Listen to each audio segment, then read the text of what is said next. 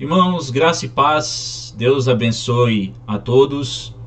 Estamos aqui em mais um momento de estudo bíblico de quinta-feira, agora em vídeo, né? Que eu consegui fazer os ajustes para poder gravar em vídeo, né? Usando o programa, o fundo de chroma key e tudo mais. E então, neste momento, eu quero compartilhar com vocês uma série de estudos sobre o perdão, que na verdade nós começamos domingo passado, mas será nas quintas, e nos domingos então eu trabalharei a obra do teólogo e pastor já falecido Anthony Huckman, chamado O Cristão Tenha Consciência do Seu Valor. E na quinta-feira será o livro então da obra do pastor Hernandes Dias Lopes, Perdão, a Cura das Emoções. Então relembraremos o que nós já estudamos sobre essa questão do perdão. Acho que eu já compartilhei isso com vocês nos estudos de quinta-feira, então estamos retomando. Será uma série de 6 estudos aí nesse mês de julho, enquanto nós estamos com as atividades presenciais suspensas, né? Então eu convido você a abrir a sua Bíblia no Evangelho segundo Mateus, capítulo 18. Você poderá abrir a sua Bíblia lá. Evangelho segundo escreveu Mateus, o ex-coletor de impostos, capítulo 18, versos 21 até o verso 35. Então diz assim o texto da palavra de Deus. Então Pedro, aproximando-se dele, lhe perguntou: Senhor, até quantas vezes meu irmão pecará contra mim e eu hei de perdoar? Até 7? Respondeu-lhe Jesus: Não te digo que até 7 vezes, mas até 70 vezes 7. Por isso, o reino dos céus é comparado a um rei que quis tomar contas a seus servos. E, tendo começado a tomá-las, foi-lhe apresentado um que lhe devia 10.000 talentos. Mas não tendo ele com o que pagar, ordenou seu senhor que fossem vendidos ele, sua mulher, seus filhos e tudo o que tinha, e que pagasse a dívida. Então, aquele servo, prostrando-se, o reverenciava, dizendo: Senhor, tem paciência comigo, e tudo te pagarei. O senhor daquele servo, pois, movido de compaixão, soltou-o e perdoou-lhe a dívida. Saindo, porém, aquele servo, encontrou um dos seus conservos que lhe devia 100 denários, e, segurando-o, sufocava, dizendo: Paga o que lhe deves. Então o seu companheiro, caindo-lhe aos pés, rogava, dizendo: Tem paciência comigo, que te pagarei. Ele, porém, não quis, antes foi encerrado na prisão, até que pagasse a dívida. Vendo, pois, os seus conservos o que acontecera, contristaram-se grandemente e foram relatar ao seu senhor tudo o que havia acontecido. Então o seu senhor, chamando à sua presença, disse: Servo malvado, perdoei-te toda aquela dívida porque me suplicaste. Não devias tu também ter compaixão do teu companheiro, assim como eu tive compaixão de ti? E, indignado, o seu senhor o entregou aos verdugos, até que pagasse tudo o que lhe devia. Assim vos fará vosso Pai Celestial, se de coração não perdoardes cada um a seu irmão. Então vamos nesse instante orar, e após a oração vocês ouvirão um pouquinho de Manu Paiva, né, com a música Escudo, tá? Então vamos orar nesse instante. Ilumina-nos, Senhor, para que a tua palavra fale aos nossos corações e derrame sobre nós a tua graça e misericórdia. Também colocamos diante do Senhor os irmãos que estão enfermos.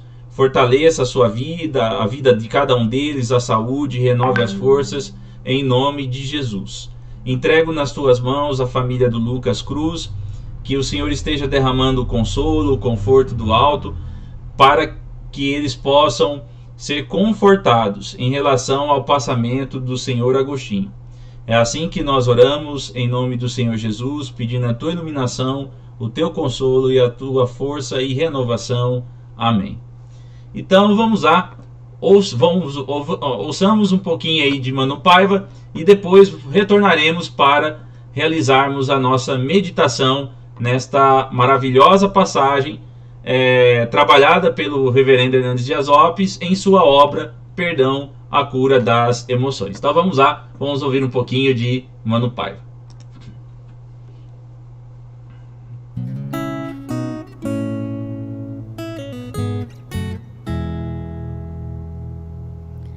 Por toda a minha vida, ó Senhor, te louvarei, pois meu fôlego é tua vida e nunca me cansarei. Posso ouvir a tua voz, é mais doce do que o mel, que me tira desta cova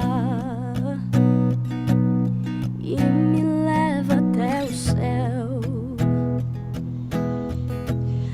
Já vi fogo e terremotos, vento forte que passou. Já vivi tantos perigos, mas tua voz me acalmou. Tu dás ordem às estrelas e amar os seus limites. Eu me sinto tão seguro no teu colo altíssimo. Não há ferrolhos nem portas que se fechem diante da tua voz. Não há doença nem culpa que fiquem de pé diante de nós. E a tempestade se acalma na voz daquele que tudo criou, pois sua palavra é pura, escudo para os que nele crê. Não há ferrolhos nem portas que se fechem diante da tua voz. Não há doença nem culpa que fiquem de pé diante de nós. E a tempestade se acalma na voz daquele que tudo criou, pois sua palavra é pura, escudo para os que nele crê. Não há ferrolhos nem portas que se fechem diante da tua voz. Não há doença nem culpa que fiquem de pé diante de nós. E a tempestade se acalma na voz daquele que tudo criou, pois sua palavra é pura, escudo para os que nele creem.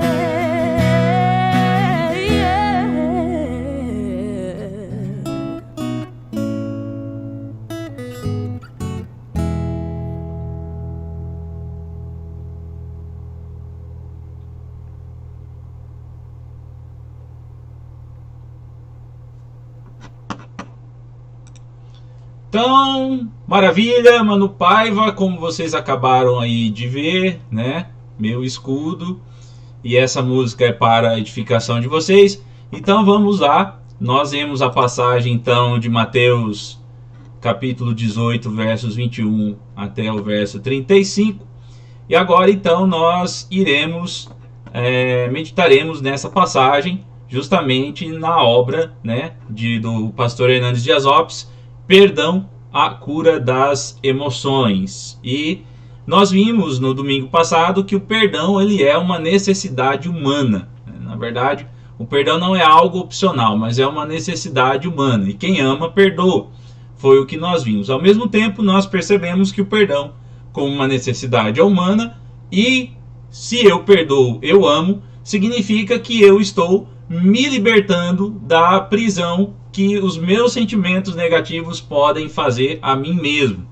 Então aí nós percebemos que o perdão, justamente isso deixa bem claro, que o perdão é uma forma de eu me libertar de todo o sentimento de mágoa e ódio que eu possa ter contra alguém que veio a me causar algum mal, né? E aí nós vimos alguns exemplos de pessoas que foram afetadas pela mágoa, como por exemplo Absalão. Ele foi afetado pela mágoa, pelo ódio que ele tinha contra o seu irmão Aminon, e isso se tornou desastroso não somente para a vida de Absalão, como para a vida de outras pessoas, como seu pai Davi. Ao mesmo tempo, nós vemos pessoas que são um modelo de perdão na Bíblia, né? Uma delas é Estevão, que disse: Senhor, não lhes impute esse pecado àqueles que o apedrejavam. E nós temos o nosso Senhor e Salvador Jesus Cristo, que é mais que um modelo para nós, mas ele é a fonte de todo o perdão, já que ele é o Senhor sobre todas as coisas e o sumo bem, e isso ele deixa claro na cruz, quando ele está consumando, né, o seu sacrifício, e aí ele diz: Pai, perdoa-lhes porque não sabem o que fazem, né? Então nós vemos aí Jesus como não somente um modelo, mas como o próprio Senhor, que é aquele que nos habilita a perdoar pelo seu mérito, pois é através dos méritos de Jesus Cristo que nós obtivemos o perdão de Deus Pai. Então vamos lá, o estudo de número 2 é sobre a natureza do perdão. Então vejamos algumas coisas, né? É o texto que nós vemos, a passagem em questão. Respondeu-lhe Jesus: não te digo que até 7 vezes, mas até 70 vezes 7, você pode ver aí, né?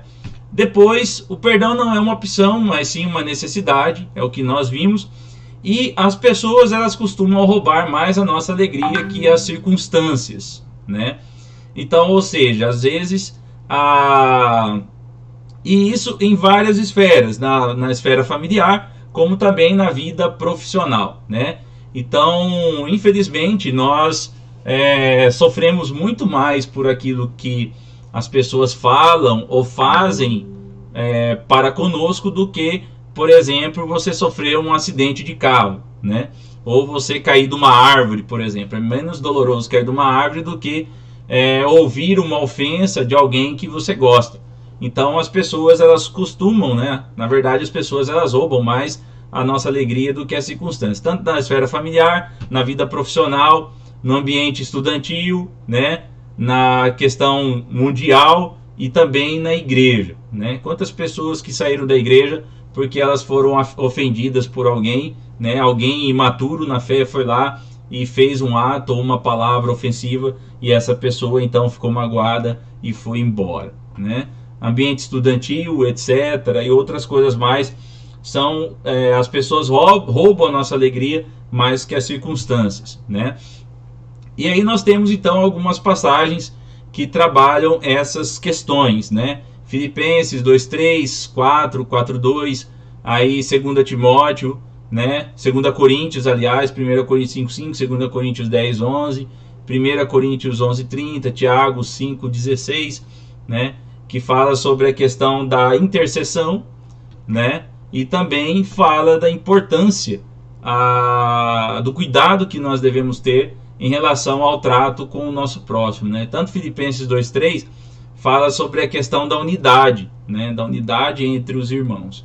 E 4:2 fala acerca que duas irmãs, elas precisavam reconciliar-se, já que elas estavam tendo alguns problemas de relacionamento. E os versículos 3 e 4 do capítulo 2 fala: nada façais por partidarismo ou vanglória, mas que todos considerem-se superiores a si mesmo, e aí deve haver a unidade, né? Então as pessoas elas roubam mais a nossa alegria que as circunstâncias, e esse roubar a alegria pode gerar o risco então de romper a unidade aí, o vínculo, principalmente no meio do corpo de Cristo, tá? Então o ambiente da passagem, como nós podemos ver, Pedro ele se dirige a Jesus após Jesus apresentar algumas questões sobre fazer os pequeninos tropeçarem em Mateus 18, e aí Pedro pergunta assim: Senhor, existe limite para o perdão? Né?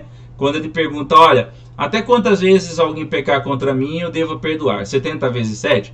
Aí ele fala, olha, Senhor, então existe um limite para o perdão? Então Pedro usa o número de Deus, que é o número 7, um número perfeito, para perguntar, há limite para perdoar? Aí Jesus responde, não te digo que até 7 vezes, mas até 70 vezes 7. Então não existe limites para o perdão. Então ele pega e multiplica a perfeição vezes a perfeição, e assim por diante vezes 10, né?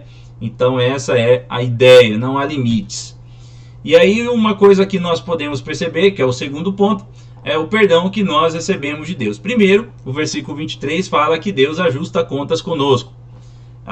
Isso lembrando que é fundamentado nos estudos feitos pelo reverendo Hernandes Dias Lopes na obra Perdão, a Cura das Emoções, tá? Então Deus como rei nos chama para prestarmos contas da nossa vida a Ele. É o que fez o rei ao chamar o servo que lhe devia 10.000 talentos. Então o Salmo 139, por exemplo, fala que Deus sonda o nosso coração, e Davi pede inclusive para que Deus então esteja sondando o seu coração e provando os seus pensamentos, né? E aí você tem outros textos aqui, Eclesiastes 11:9, 12:14, que falam que Deus cobra, né?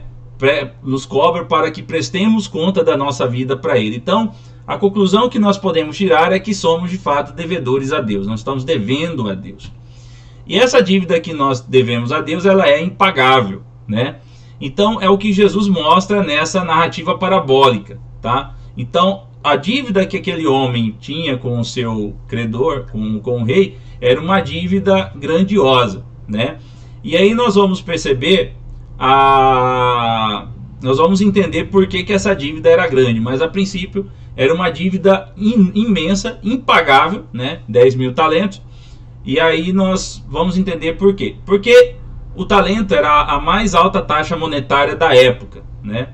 E o que acontece? O produto interno bruto naquela época da cidade de Jerusalém era de 3.000 talentos por ano, né? Que é toda a renda, todo aquele capital que a cidade acumula. Então o produto interno bruto o total era de 3.000 talentos. Ora, então, ou seja, o que aquele homem estava devendo era praticamente 3 vezes o que o que a cidade de Jerusalém arrecadava por ano. Então era uma dívida praticamente impossível de alguém pagar. Mas aquele homem implora então pelo perdão ao seu Senhor, implora o perdão. Então assim somos nós também diante de Deus, né? O pecado que nós cometemos contra Deus é uma dívida impagável. É impossível que nós venhamos a pagar. E o resultado disso é a mesma coisa que aconteceria com o escravo, né? com o servo. Ele seria lançado na prisão, ele seria torturado, e nós então seríamos fadados ao castigo divino, tá? Então tem textos, Isaías 64:6, Tiago 2:10 fala sobre isso. O perdão de Deus é completo e baseado em sua compaixão, né? Então aqui é uma coisa bem interessante que nós podemos perceber. Por quê? Porque aquela dívida é impagável, aquele homem implorou pela misericórdia do seu mestre, do seu senhor, e o homem compadecido, o rei compadecido, perdoou a dívida e o mandou embora. Então, ter compaixão, na verdade, é justamente ter o coração sensibilizado em meio ao estado de miséria que alguém se encontra. Diferentemente do pensamento bíblico, apesar de ter sido influenciado pelo cristianismo, Sêneca fala que a compaixão não é uma virtude, mas é um vício que geralmente é atribuído a mulheres e crianças, tá? Claro que Sêneca aqui não é machista, Sêneca é filho do seu tempo, né? Mas ele fala que na verdade o sábio, aquele que é sábio, aquele que é justo, ele não deveria ser movido pela compaixão. Ele deve ter atos de bondade, ele deve exercitar o perdão, mas esse perdão não deve ser motivado por por uma compaixão, porque compaixão é a degeneração do coração humano. Isso é o pensamento de Sêneca. Agora, biblicamente, nós vemos que não é bem assim, né? Biblicamente, nós percebemos que ter compaixão de alguém ou ser compassivo é uma virtude que o ente humano recebe de Cristo, tá? Por quê? Porque Cristo se compadeceu das ovelhas, das pessoas que estavam na multidão que estava ali quando ele pregava, porque eram ovelhas aflitas e exaustas que não tinham pastor. Então, ter compaixão é ter uma sensibilidade meio ao estado de miséria de alguém e não suportar ver a pessoa naquele estado. Então, ela vai e o restaura, o resgata. Então, aquele senhor restaurou a dignidade do seu servo, não mandando para a prisão, mas oferecendo então o perdão da dívida. E aí, quando nós olhamos isso para o que Jesus fez por conosco, o preço foi alto, porque custou a vida de Jesus Cristo. Então, ou seja, ao ver a nossa miséria, o Senhor Jesus se ofereceu para que viéssemos então a ser alvos da graça, da misericórdia, da compaixão de Deus pelos seus méritos, pelo mérito de Cristo que deu a sua vida na cruz. Então o preço foi altíssimo, foi caro, né? Então a gente não consegue mensurar isso, né? Então vamos lá. A falta de perdão gera profunda tristeza nas pessoas, né? Esse é um ponto importante. Por quê? Porque o servo que foi perdoado, ele não perdoou. E aí, quando isso aconteceu, o resultado foi a tristeza de seus companheiros, que não pensaram duas vezes em delatá-lo ao seu rei. A pessoa que não perdoa, na verdade, ela contamina as outras que estão à sua volta. Isso é uma verdade. Então, ou seja, há uma questão de mudança de amor. A pessoa que não perdoa, ela fala mal do outro, ela envenena o coração de uma pessoa contra aquela a quem ela está dirigindo o seu discurso, né, de raiva, de indignação, de ódio e assim por diante, tá? Então, a pessoa que não perdoa, de fato, ela contamina as outras que estão à sua volta e ao mesmo tempo ela torna o ambiente mais pesado, né? Isso é verdade. A falta de perdão é sinal de ingratidão a Deus, né? O versículo 32 fala sobre isso. E o reverendo Hernandes Dias Lopes tem uma citação muito interessante, que ele diz: não conseguiremos ministrar perdão às pessoas que nos devem, que nos ofendem, se não atentarmos para a grande imensidão do perdão de Deus. Quando sonegamos o perdão às pessoas que nos ofendem, estamos sendo ingratos a Deus. Quando recusamos a perdoar alguém, estamos fazendo pouco caso do imenso perdão que recebemos então da parte de Deus, né? Que recebemos de Deus aí o perdão. Então, a falta de perdão, ela aprisiona tanto o ofensor quanto o ofendido. Então, quando nutrimos mágoa no coração, nos tornamos prisioneiros dos nossos próprios sentimentos. Então, por isso que o perdão é necessário, para nos libertar dessa prisão, tá? Então, a prisão emocional estava armada e os resultados disso é uma vida de amargura que adoece relacionamentos, fere o coração, enfraquece o corpo, abala as emoções e destrói o relacionamento com Deus. Então, ou seja, tudo é abalado a partir do momento em que a pessoa continua presa nos seus próprios sentimentos pela falta de perdão. Então, o perdão, ela é uma libertação do nosso coração para que não venhamos a cair na armadilha de ficarmos presos. Então, imagine isso como uma arapuca, né? E um passarinho vem, ele vê lá a comida e ele vai tirar. Só que a arapuca fecha e ele é preso. Então, tenha isso em mente, tá? Então, quando nós não perdoamos, nós estamos presos aos nossos próprios sentimentos, tá? E isso afeta a nossa relação para com Deus. Deus não ouve as nossas orações. A falta de perdão desperta a ira de Deus e produz flagelo. E isso é verdade. A vida se torna amarga, ela se torna insuportável, né? E a pessoa que não perdoa, ela está trazendo para debaixo de si disciplina de Deus. Deus pesa a mão, né? E aí a pessoa então acaba tendo o coração endurecido, ela se torna uma pessoa amarga, insuportável.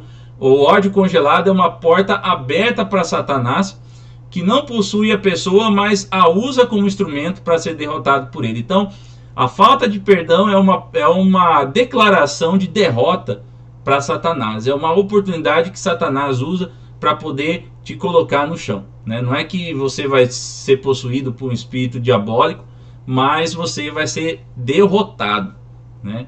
E aqui não é uma linguagem só de uma ideia de teologia da prosperidade. Isso é fato, tá? Então as pessoas, quando elas não perdoam, elas costumam a ser amargas, insuportáveis, e tudo que ela olha e remete para a pessoa que ela não gosta, que ela não perdoa, que ela odeia, isso se torna, isso contamina o ambiente e todas as pessoas que estão à sua volta, né? Eu digo isso porque eu já tive esse problema de não perdoar uma determinada pessoa, e eu acabei ferindo outras pessoas por causa da amargura que estava no meu coração. Depois que eu exercitei o perdão, isso mudou, obviamente. A falta de perdão fecha as portas da misericórdia de Deus. A base para a certeza do perdão de Deus é quando nós perdoamos aos nossos devedores. É o que diz Mateus 6, 14 e 15, né? Então, ou seja, se eu perdoo aqueles que me ofendem, o meu Pai Celestial, o nosso Pai Celestial me perdoará. Se eu não perdoei aqueles que me ofendem, tampouco também o Pai Celestial me perdoará. Então, a importância aí do exercício do perdão, né? E aí nós temos um exemplo, né, de Caim, que ele se deixou levar, ele ficou prisioneiro dos seus sentimentos e acabou cometendo o grave crime que foi assassinar o seu irmão, né? Crime e pecado também. Quem não perdoa não consegue orar com eficácia. Assim, quem não perdoa não pode adorar a Deus e amá-lo. É o que diz 1 João 4, 19, 20. Ora, se você fala que ama a Deus e odeia seu irmão, você é mentiroso.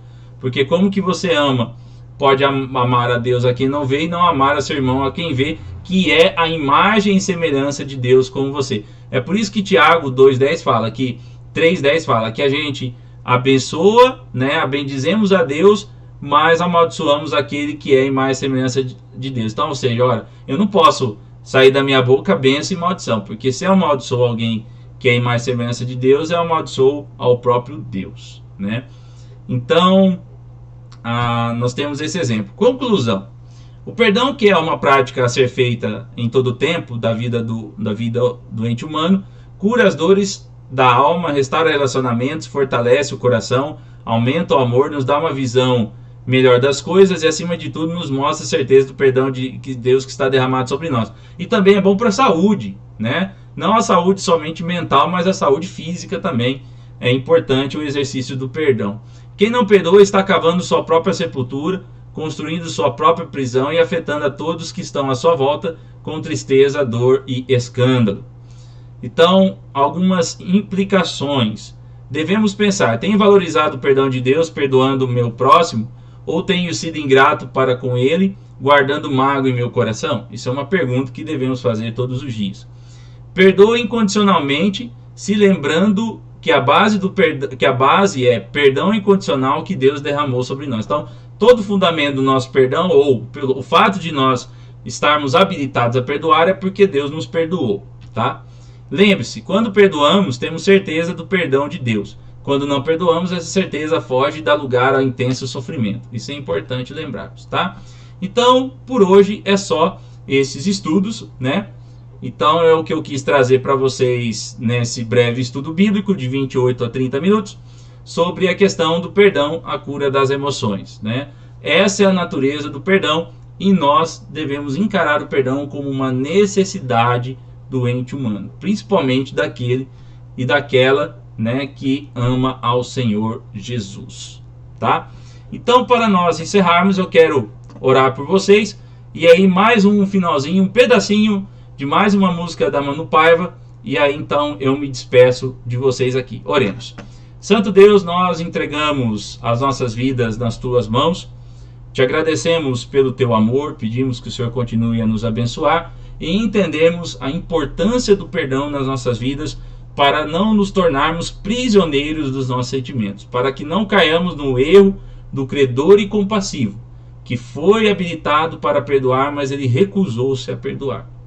Então, que possamos, diante da possibilidade de perdoar e não perdoar, que possamos agir propriamente e escolhermos a possibilidade de perdoar, porque na verdade é uma necessidade que nós temos, né? A necessidade humana de exercitar o perdão, e essa necessidade humana, ela é uma ação própria que agrada ao Senhor, porque em Cristo Jesus nós somos habilitados para exercitarmos o perdão. É assim que nós oramos em nome do Senhor Jesus. E mais uma vez eu coloco a vida da família do Lucas Cruz nas suas mãos. Esteja trazendo paz e consolo aos seus corações. Entrego a vida do Denis, a vida do seu Darius, da dona Dalva, da Mazé, de todos, ó Pai, que estão lutando com enfermidades. Agradecemos que a Mazé está melhor, mas aqueles que estão ainda lutando com enfermidades, da Ana Cristina, minha prima, e daqueles que estão lutando com enfermidades, fortaleça as suas vidas, renove as suas forças a cada instante em nome do Senhor Jesus, e guarda-nos de todo mal, abençoe o nosso estado, município, país, e que o Senhor esteja cuidando de nós, fortalecendo, não deixando que venhamos a cair no desespero em meio a essa dificuldade que estamos enfrentando, em teu santo nome, amém.